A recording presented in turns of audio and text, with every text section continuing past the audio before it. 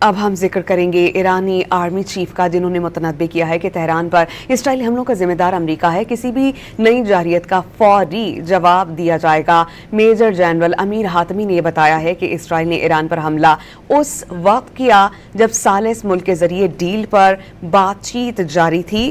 حملے سے ثابت ہوتا ہے کہ دشمن کو اپریل میں ہونے والی جنگ بندی کا کوئی خیال نہیں، نہ ہی جنگ کا خاتمہ ان کا مقصد ہے۔ ایرانی آرمی چیف نے جارحیت کے خلاف حمایت پر ایرانی عوام کو خراج تحسین پیش کیا۔ روزانہ کی بنیاد پر دشمنوں کے خلاف احتجاجی مظاہروں نے ایرانی افواج کی مورال کو بلند کیا۔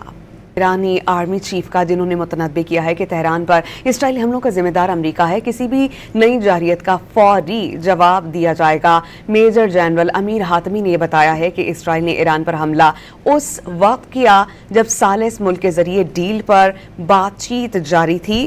حملے سے ثابت ہوتا ہے کہ دشمن کو اپریل میں ہونے والی جنگ بندی کا کوئی خیال نہیں، نہ ہی جنگ کا خاتمہ ان کا مقصد ہے۔